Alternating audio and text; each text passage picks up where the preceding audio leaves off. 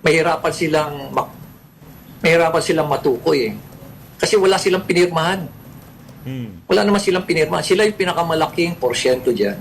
Pero wala silang pinipirmahan. Dahil yan ang arrangement eh. Sindikato eh. Organized crime na eh.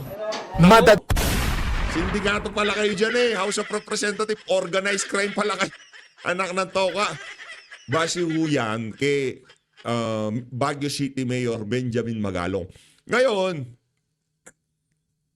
kung nagagalit kayo kay Mayor Benjamin Magalong at hindi kayo nagagalit doon sa statement ni Marcos Jr. na mahiya naman kayo, talaga mga walang hiya kayo. Anak ng toka.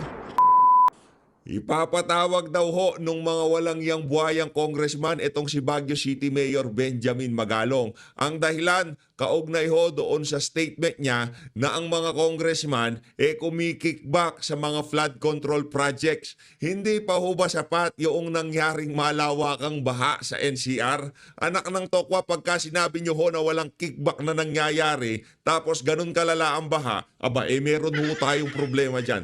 Pero bago lahat ng yan mga kababayan, isang like at isang subscribe. Masaya na ho tayo dyan sa mga gusto sumali sa ating community. Alam nyo na ho gagawin. Scan nyo na ho yung QR code na yan. Ngayon na nga mga kababayan, 938,982 subscriber na ho tayo. Konting push na lang, na 939,000 na ho tayo. Sa magpapa 939 sa mga kasama natin dyan, merong libreng hug dito kay Tambaluslos. Ayun na nga mga kababayan, pasadahan ho muna natin ng mabilisan. Naku, sa tingin ko, makita lang ng mga kababayan natin to si Tambaluslos, tatakbo di ba? Ano yan eh? Naku, ayan na yung ayan na yung mukhang pera, sabi siguro nila. No? Ito mga kababayan, pagbubukas ng budget deliberation sa Watchdog isinusulong ni Romualdez. Teka. Watchdog baka mo. Mga kababayan, ganyan nung katinding pambubudol. Para saan? Para saan? Para ho ba maitaas ang confidence level ng ating mga kababayan na walang nangyayaring korupsyon pagka pinag-uusapan budget dyan sa House of Representatives?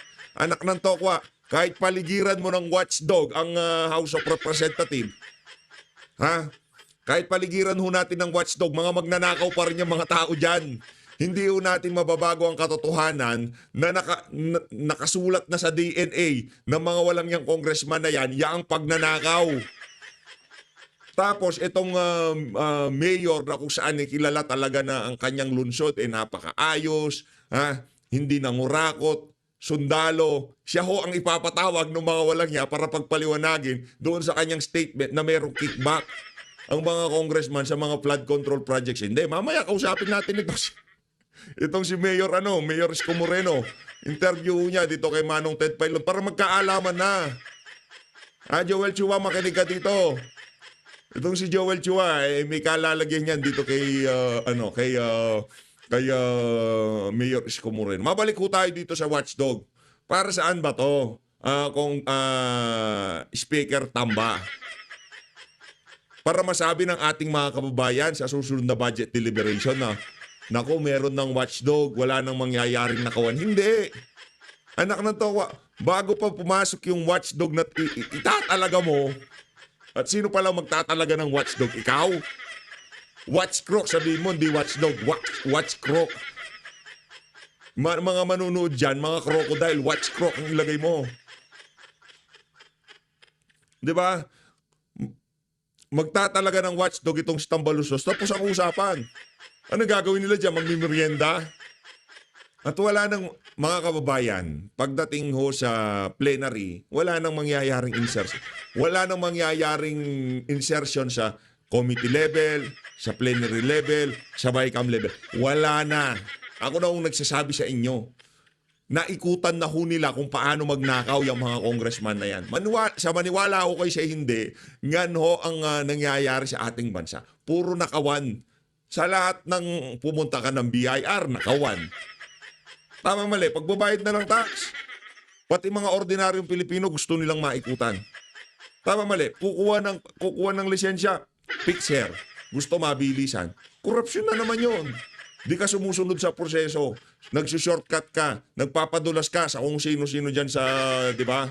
ahensya na yan para mapabilis ang papel mo. Yan ho kasi mga kababayan, nasa DNA na ng mga naglilingkod sa pamahalaan. Hindi ko linalahat. Don't get me wrong, okay? Merong matino dyan. Nandiyan si Senator Rodante Marcoleta, nandiyan ang mga PDP laban Senator, nandiyan si VP Sara. Pero maliban sa mga nagsasalita, tumatayo dito sa administrasyon na to, nakasulat sa DNA ng mga yan, nakaw. Yan ho yan mga kababayan. Korupsyon, kawalangyaan. Yan ho. Nakita ko. Ganito. Noong sinabi ni Marcos Jr. na mahiya naman kayo, anong ginawa ng mga congressman? Nagpalakpakan.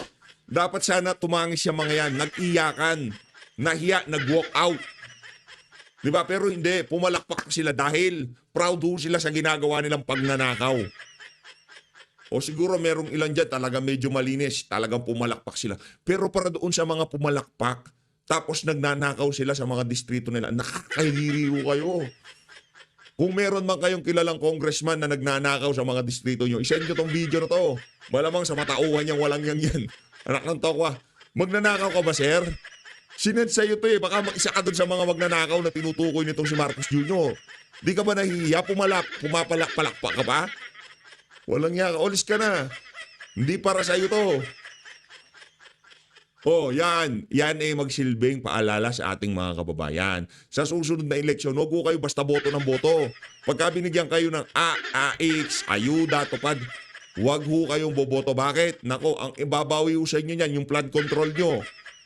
Binigyan kayo ng tagli-500, kaso pagdating ng bagyo, babahain kayo. Kasi yung tagli-500 nyo, babawiin nyo yun. Doble, triple, quadruple. Ganun no kawalang yaya mga congressman, sa maniwala ho kayo sa hindi. Yang sinasabi nitong kung ako tatanungin, sino ba mas pinapaniwalaan mo, PH? Kung ay Senator Benjamin Magalong o itong mga congressman na aso ni Tamba? Anak ng tokwa, day and night, higa nga. Ito ang liwanag, yan ang mga kadiliman. Ito, yan o, yan. Yan si Mayor Benjamin Magalong tayo. Kung sakaling tumakbo ng Senador, iboboto ko yan. Yan kasi, hindi niya kailangang manghiram ng lakas ng loob kay Congressman Ungab at kay Congressman ay Senator Vic Rodriguez. Hindi kagaya ng ibang mga senador ngayon na kailangan pa nilang manghiram ng lakas ng loob doon sa mga nagpetisyon sa Korte Suprema para punain itong 2025 budget. Nakuha niyo ba mga kababayan? Hindi pa pinag-uusapan yung 2025 budget. Maingay na yan sa social media. Sinasabi na niya, ang mga congressman ay mga magnanakaw. Nakuha niyo ba mga kababayan? Kaya kita niyo naman, ang taas ng respeto ko dyan sa mama na yan.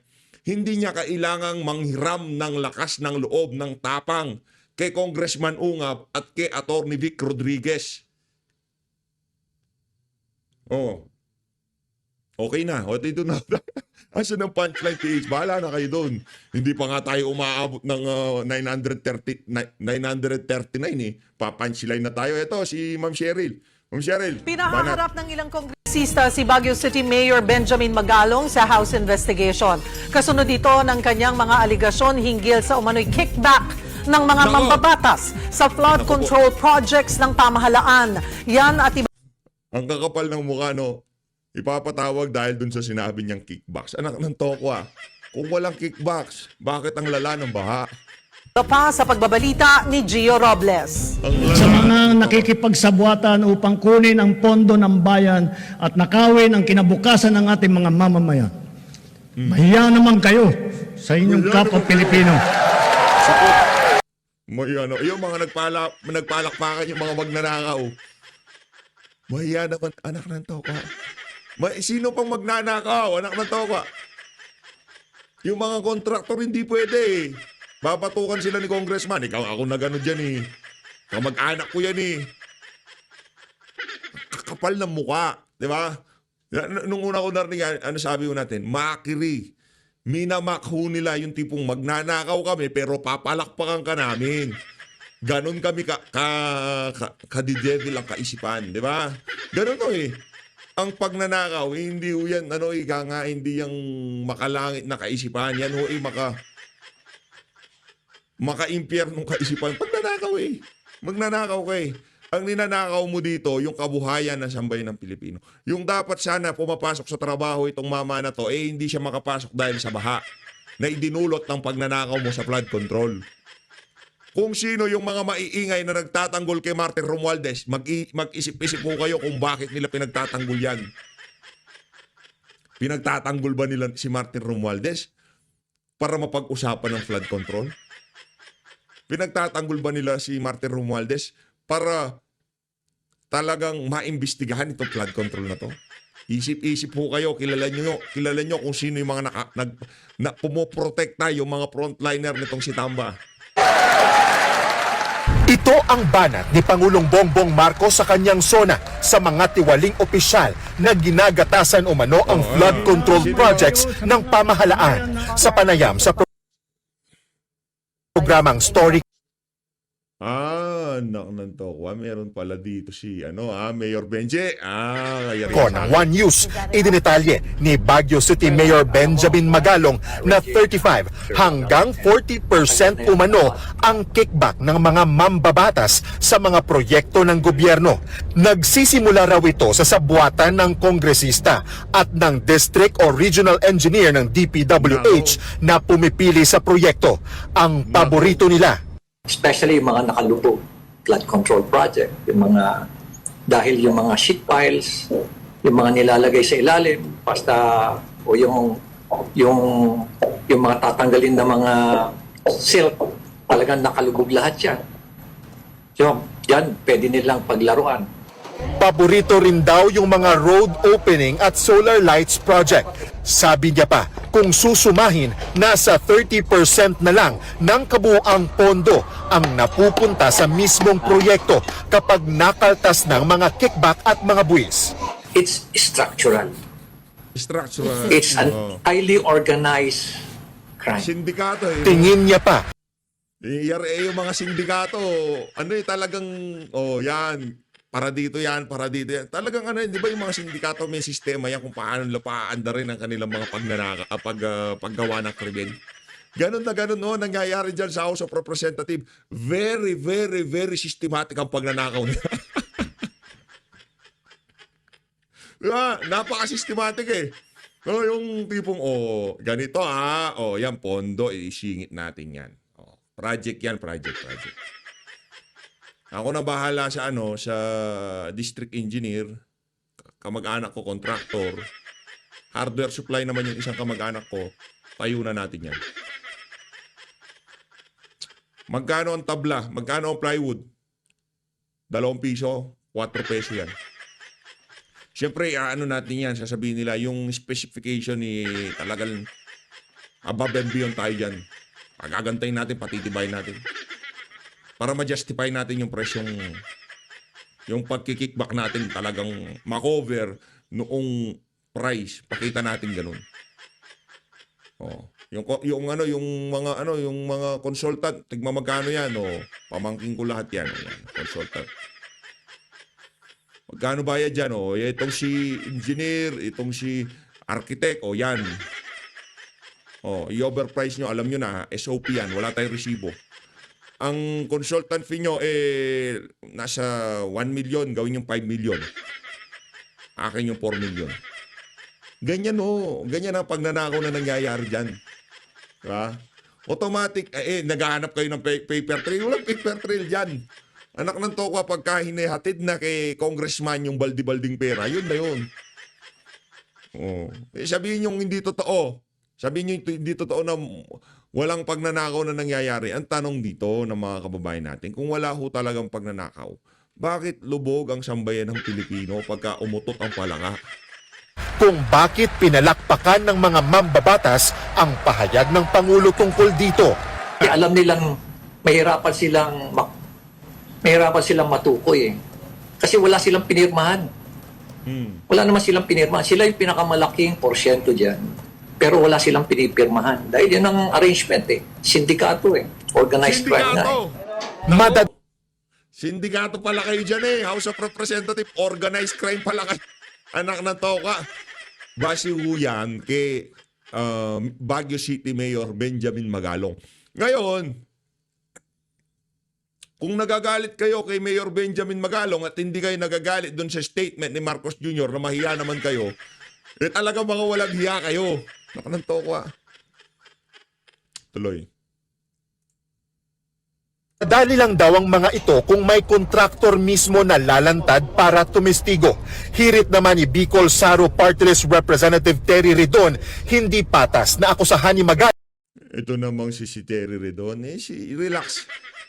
Ikaw naman magkaka-oras ka din. Hindi pa ngayon. Papayat ka muna, Brad. Parang, alam ko na kung sino ang bagong ka-jamming nitong si Isidre dyan sa pantry ng house. Yan si Terry Redon. Ang lahat ng kongresista. Kaya maganda raw kung tumestigo na lang mismo ang alkalde sa isang pagdinig sa Kamara. He can make his case that in fact 30 to 40% had in fact been received by lawmakers, and he has to be able to name names, which lawmakers, which district, which party list actually received these funds from a government contractors. Dapat din Terry Redon, tanga ka ba? Sabi na nga, kung ako sa tingin mo, ako congressman, pagka pinangalanan mo itong si, hindi, gusto nilang i-contempt. Alam ko na yung pinaplano nitong si Terry Redon. Kukunin talaga niya yung kakups nitong si Paduano. Yung minana niyang distrito, yung minana niyang komite, yung karakas nung humahawak dun sa previous chairperson, yun din ang gagawin niya. Yung pinaka-coops na ko. daw may matutuhan na sa lumitaw noong PDAF. Relax lang ho kayo. Sa mga susunod na araw, makikilala nyo kung bakit galit na galit yang si Terry Redon sa mga Duterte. Makikilala nyo rin. Malamang yung iba sa atin dito, kilala na. Pero papaulit-ulit natin kung sino nga ba. Kung merong karapali luwalhati na membro ng Alex Bungkayaw Brigade, naging previous ng Alex Bungkayaw Brigade, meron naman ho tayo ditong galit na galit sa mga Duterte na merong pinaghuhugutan ng galit. Yun. Scam. Kaya kung may matukoy na tiwali, dapat daw nabigatan na ang ikakaso sa kanila. It is true that legislators that were Redon, tumigil ka. Stop it. Wala kang moral ascendancy, wala kang credibility, wala kang kwenta, sa totoo lang. Wala kang kwenta. Kung makilala nyo lang ho kung sino yung Terry Redon na yan, baka marinig nyo pa lang ang boses niya, na kayo, kadire! Kapag ganun na kayo. Yan ang sinasabi ko sa inyo mga kababayan. Kung makilala nyo lang, mabasa nyo lang kung sino yung Terry Redon na yan, relax. Aabot ho tayo doon. Marami-raming kakup siyang gagawin yan dyan sa house. Okay? Marami. So every time na binubuka niya, yung bunganga niya, yung pagmumukha niyang napakalaki, ipapakilala ko sa inyo ng paulit-ulit kung sino yung Terry Redon na yan. Eto, na tayo, Manong Ted, na interview niya dito kay Yorme. Manong Ted, magandang umaga po sa inyo at kay DJ Chacha at sa lahat ng ating mga nanonood, mga staff dyan. Opo, ito po magandang si Chacha. Konting push na lang, 39. 939. Akong ganda ng numero na yan. Gusto ko makita, alam nyo mga kababayan, yung 999. Ayoko yung 939. 999. Yan ang gusto ko natin. 999. Yan ang pinakamalupit na numero. Nako po, mas nakakaganda ng umaga na kasama natin si Yorme ngayon. Thank you Yorme, alam namin busy po kayo sa mga trabaho niyo po dyan sa Maynila. Pero ito nga, Mayor, naglabas po kayo recently ng pahayag, ang panawagan niyo po, ilipat na lang sa local government units ito pong operasyon, maging yung maintenance ng mga flood control systems din po natin. Sinasabi niyo po kasi, palpak yung ilang national agencies, halimbawa na lang, yung DPWH, at madalas, naapektuhan ng political interference. Gusto po naming mas maintindihan, Mayor, bakit po sinasabi nyo na talagang mas magiging effective yung mga flood control projects natin kung hahawakan yan ng LGU? Hindi naman guarantee na magiging effective, maaring may papalpak din mga mayor o Case-to-case basis, pagka mahusay kagaya ni Yorme, ano yan, 100% approve yan, ika nga. maaring merong magiging epektibong mayor. Pero, ang katulad kasi kapag ka sa lokal, Manong Ted, DJ Chacha, may pananagutan sa taong bayan. Kapag ka pumalpak ng alkalde, sigurado yun. 3 years from now, sisipain ng taong bayan yun. They'll be out of office. So yung accountability, hindi na magkakaroon ng turuan dahil kailangan maging mabisa yung local chief executive. In this case kasi sa atin ngayon, DJ Chacha at saka Manong Ted, mapapansin mo Manong Ted, maraming kang tinuturong ahensya, di ba? Bukod sa sarili mo, tinuturo mo yung ibang ahensya. Hindi ngayon malaman ng tao, sino ba talaga kailangan naming papanagutin o sino ba talaga dapat na tumutugon. Kasi parang naging, wardi-wardi yung hati-hati ng obligasyon sa taong bayan. Kaya sabi ko, bakit hindi once and for all yung magpapagawa ang national government ng mga pumping station, dahil sigurado naman tayo next week uulan, next month uulan, next year uulan, at may magbabaha at may babagyo, o mano ba naman na halimbawa dinownload nila sa local government, o at least isa lang ang mananagot, yung Correct. alkalde. Pero tayo ay nakakasigurado na hindi lahat ng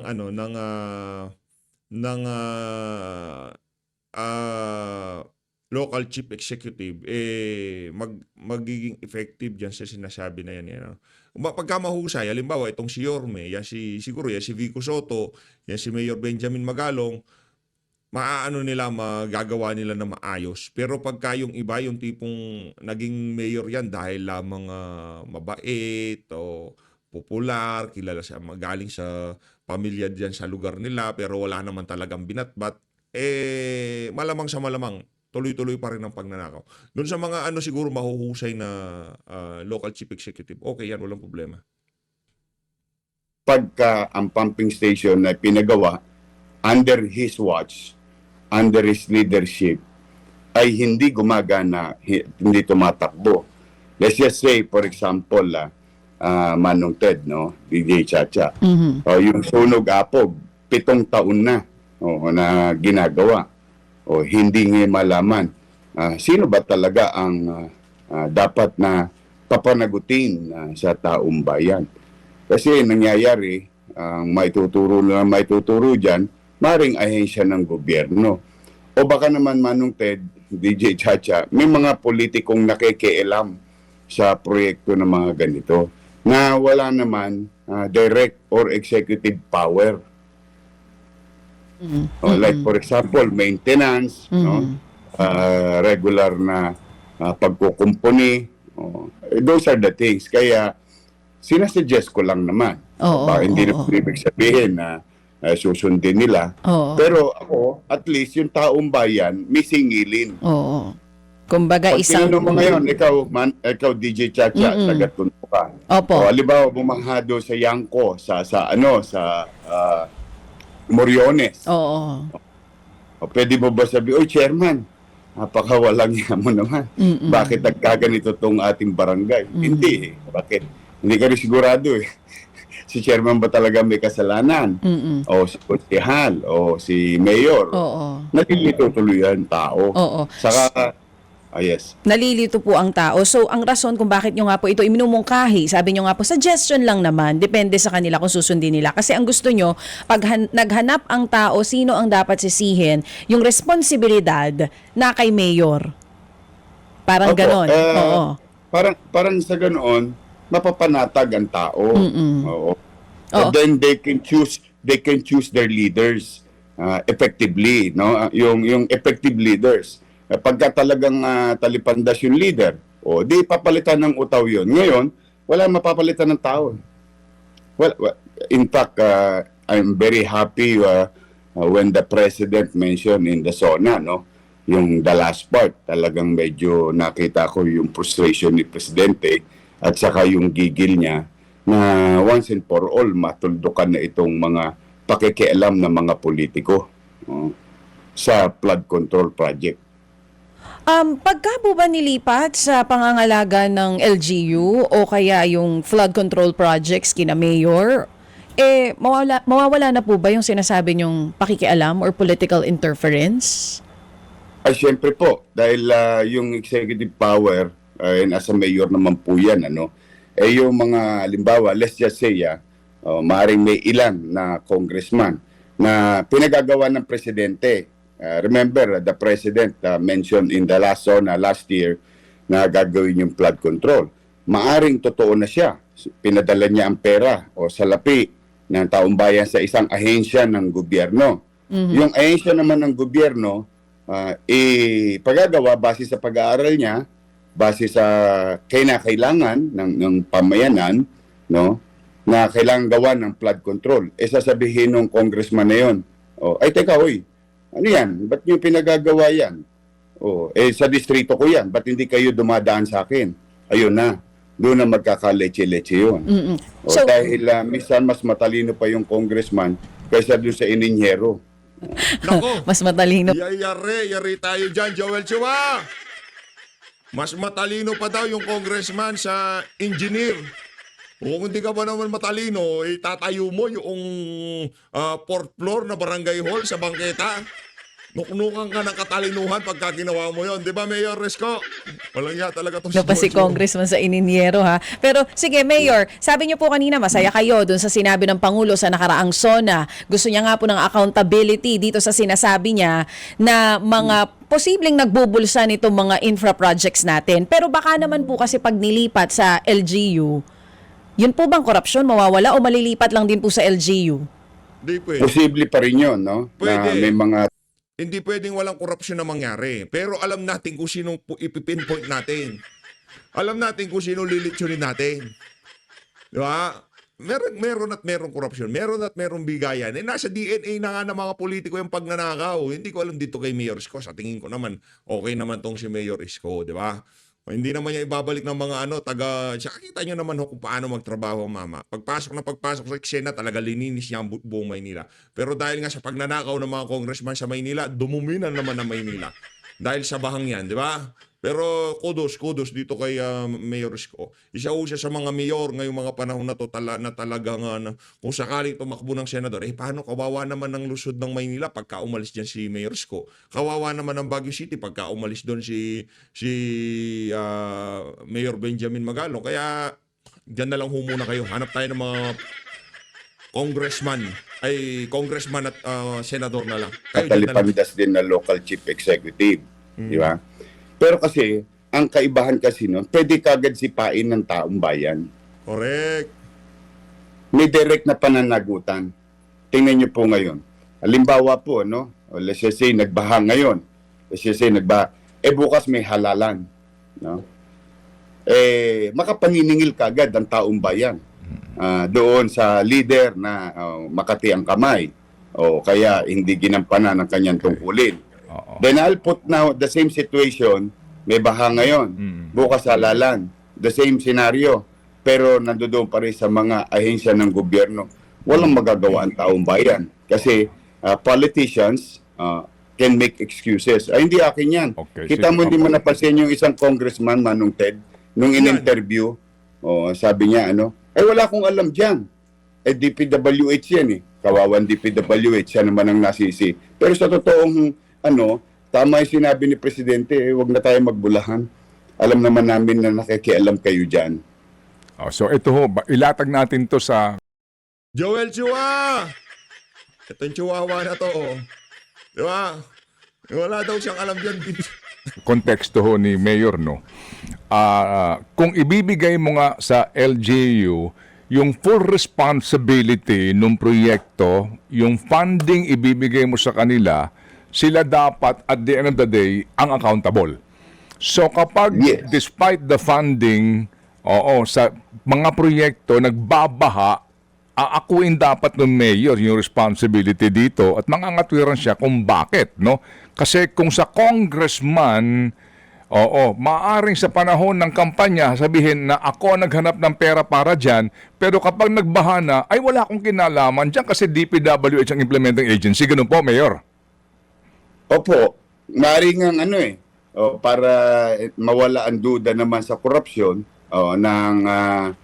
sa halimbawa sa mga alkalde, tama naman yung isang punto ni DJ Chacha na gawin ninyo, implement nyo, tumatakbo na. Kami na mag-maintain. Sa amin na yung maintenance. At poder ng pangangalaga noong ano. It's either that way, no? Or ibigay nila yung Opo. full responsibility. Yes. Ngayon kasi, tama po kayo, Manong Ted. Ako nakita ko isang interview. Awang-awa ko sa DPWH eh. Kasi nung bandang huli, beriin mo, 4 na bagong deep pumping station sa Maynila. Ang tagal na. Noong pinagagawa, alam naman natin pinakikialaman ni Congressman, nung hindi na tumatakbo, nung in-interview, wala akong alam dyan. DPWH yan. O kawawan DPWH, mas kawawa ang taong bayan. Saan district Bakit? yun, Kawawa daw Mayor? Distrito po yun, yung in-interview na congressman na yun. Sino Etong congressman doon sa Susunod District Ako. 2? Si Valeriano po. Valeriano? Mga magtotropa pala. Valeriano. Ito magtotropa dyan. Valeriano, Chunga, tsaka itong si Atras Amante. Sila ho talagang magtotropa dyan. Sila ho magkakachokarat dyan sa Luzon.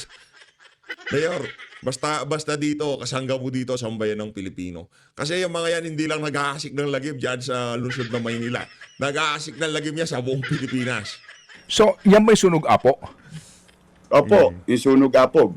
Okay, yung sunog apog na yan, Mayor, yung funding po nung 7 taon nang ginagawa, yan ba'y funding sa flood control projects under DPWH o ito ay bahagi ng Metro Manila Flood Management Project na inutang natin?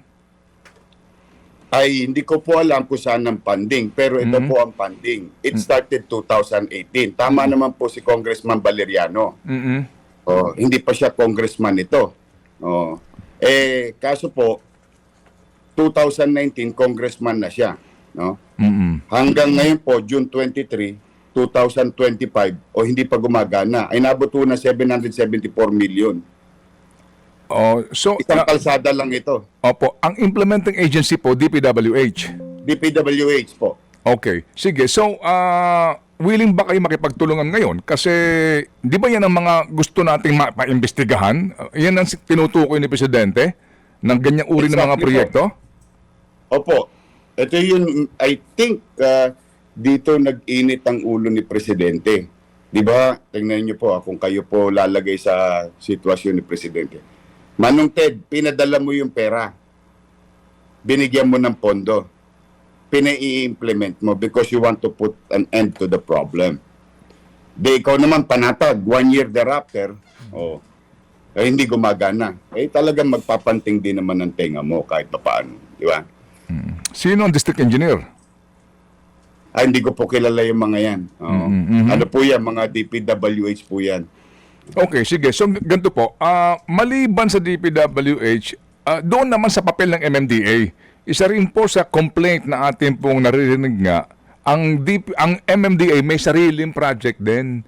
And then ang MMDA, kapag nagbababahan, ang sinisisi, yung natatapon ng basura, yung bumabara po sa kanilang pumping station. Ano pong take nyo? Dapat ba ang LGU na kayo na rin para talagang hindi na pwede mga twiran din po ang sino man? Kasi ang MMDA din po, mahilig din magturo. Basta po ganito, katulad niyan, no?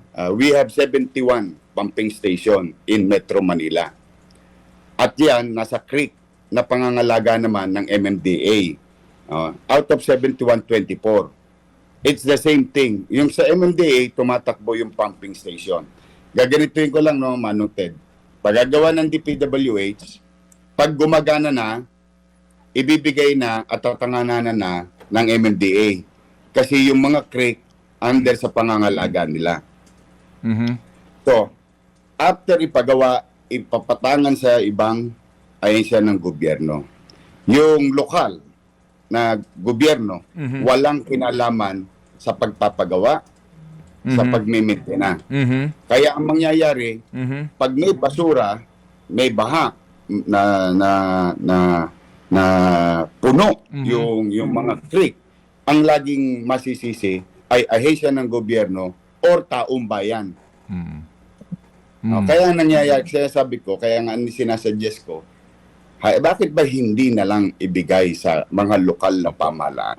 Opo. Total, may direct mandate kami opo. at saka may accountability kami. Opo. Mayor, sa Maynila, ilan ang pumping stations na nandyan sa inyo? out of 71, nasa MMDA, under sa management ng MMDA sa Metro Manila, kami po 24. Oo. So 24 po ang nasa sa inyo. Yan 24. Kami ni Malabon ang malaki. Opo, opo. Manila Opo. at Malabon 17. Other than that, barya na. Opo. Sa 24 na iyan, gumagana po lahat sa inyo. Opo, itong mga pumping station ng MMD, gumagana naman. Yung mga bagong pinagawa, ang apat to, Sunog Apog Pumping Station, Estero de Abad Pumping Station, Remedios Pumping Station, Padre Paura Pumping Station. Kaya kung napapansin nyo, bakit nagbabaha doon sa pinupuntahan ko lagi na lugar nung kasagsagan ng bagyo, Okay. yung Top Avenue, Ermita Malate, because hindi po gumagana yung mga pumping station. Ano ang mga dahilan ng hindi gumagana? Walang power up. Brand new, hindi naka-power up. Brand new, unusable. Brand new, defective. O, ano yung defective? Gumawa ng bahagi ng katawan ng pasilidad, nung nilagay yung makina, ayun, hindi match. magkasya-kasya. Opo, hindi match. Ayun, hindi, hindi Opo. match. Opo. Oo. Mayor, kasama yata yan, basahin, bigyan namin kayo ng kopya nung Metro Manila Flood Management Project Phase 1 report ng World Bank, no? Kasama yan doon po sa kanilang findings. I think ito rin po yung funded ng $500 million na inutang natin 2017, and 7 years po ang in the making, na extend ng 2 years, so 9 years na po in the making ito. Opo, Yan po yan. katulad nga po Yan po ito. yan. Opo, sinasabi nga na ilan po sa mga findings nga ng auditors ay gumawa ka ng isang pumping station, pero yung kinakabit mo na yung makina, hindi match. Hindi siya Tama po. Opo, ito po yun. Saan po ito banda?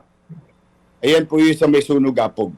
Okay, sige. So, ito po kaninyo pinakialaman ng kongresista? Yun po minsan pa nga ho, pagka sinasabi nila, ito, pagawain bayan natin. Sabi naman daw niya, hindi. Hindi raw siya nakikialam. Yun po ang sabi niya. Opo. Kukunin po namin po ang kanyang panig po sa isyong ito. Ngayon, Mayor, ito bang iniisip po ninyo ay ideal sa buong Pilipinas na concept? Meaning, kasi kayo po, you're speaking for Manila, no? Ito ho ba effective kaninyo sa buong Pilipinas na kaya? Na baka ho naman pakinggan kayo ni Presidente at makanya pong maipanukala sa ating mga kagalang-galang at pinagpipitagan ng miyembro ng Kongreso. Hindi ko po masisigurado sa inyo kung effective. Pero isa lang po sigurado ako, may mananagot sa taong bayan Correct. na mga politiko. Yun yung point ko. At sigurado naman ako, whoever knows their geography, whoever knows their constituency, whoever knows their people, it's the local government chief executive. Yung problema ng kalsada at yung paulit-ulit na problema ng mga ilog, ng mga creek, riverside, and so, laging governor and mayor. Because yan ang laging nasa locality. Opo, kumbaga din po nga no, para ho yung account para wala nang turuan. Opo, pati sa issue po ng corruption, no? Yung pondo, kayo po ito ho ba from the funding sa ida-download sa inyo? At sigurado, malalakas ang boses ng mga congressman na yan pagka iimbestigahan itong mga local chief executive na to kasi hindi na sila Teka, paano kung bata ni Mayor si congressman? Hindi sila mag-aaway ang dalawa na yan. Kasi sasabihin ni Mayor, teka lang, ako mayayari dyan. Hindi natin pwedeng gawin yan. Doon na magkakaproblema. Malaking gulo to. Paano pagkabataan ni congressman si Mayor, yung kamag-anak ni congressman, siya pa rin nanghahawak sa project. Ngayon, bandang huli, masusunog itong si Mayor, si congressman, nakapagnakaw pa rin. Kayo magpapabid, kayo ang magbabantay hanggang sa matapos para wala na pong usapin pa ng sino mang sisisihin kundi yung Mayor. Pwede. Kung wala naman silang tiwala sa mga mayor, baka katulad din kami ng mga ilang congressman, no, na talipandas. O di gawin nila, yung pondo nasa kanila, ipagawa nila. Tapos ibigay sa amin ng maintenance and operation. Kasi Manong Ted, Para bibigyan everybody ka happy. sa- Este, joke lang po. Hindi. Yung sa amin, no, kasi minsan, halimbawa, walang utaw yung pumping station. Yung mga joke na gano'n eh, kalahati ano yan eh. Di ba? Nowhere to be found yung kanilang tao. How can you operate that in the midst of, what do you call this, Loko-loko talaga tong- aberya? Pero, preferably, para isa na lang ang iyohoyo, isa na lang ang mananagot, isa na lang ang pupugutan ng ulo ng taong bayan, let the local chief executive manage, operate, and build it. Opo, kasi nga mahirap din kung pauubaya sa inyo, Mayor. Kasi si Mayor, makakatwiran din. Substandard yung pinagawa eh. Ang dami mong katwiran kapag pinaubaya na lang sa'yo. Di ba? Hindi, mas maganda yung ikaw magpapagawa, ikaw magpapatayo, ikaw lahat magbibid. Ikaw na lahat. Para yung sole responsibility Nasa kay iyo lang. Yorme. Di ba? Para gumulong ang ulo mo sa taong bayan kapag kapalpak yung pinagawa mo. Can you imagine one pumping station would take about 2018, 2025? So 7 years hindi pagawa. Magkano yung cost? Ganyan. 800 million? 774 million. Baka kulang pa yung pera. Hindi ko po alam, hindi po ako ininyero eh. Isang pumping station lang yan? Yung sunog apog lang po yan? Yan po yung nakalagay rito sa data. Oo. Baka kulang pa sa pondo, Mayor. Kaya hindi matapos-tapos.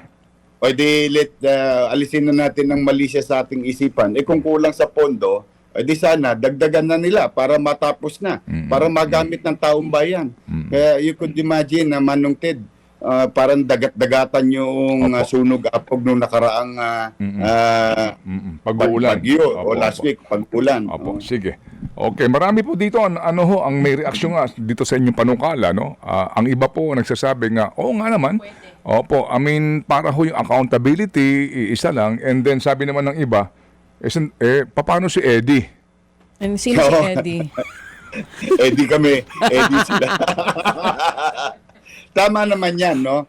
We must put doubt on every suggestion. Maganda naman yan, no? Ayaw talagang pumalo ng 39, no? 39. 39 na ho natin ito. Ay, nakakabayan dito na ho na tatapusin ang ating video. Maraming salamat sa mga support sa PH Update. Mag-ingat ho kayo lahat. Malinat ang Pilipinas.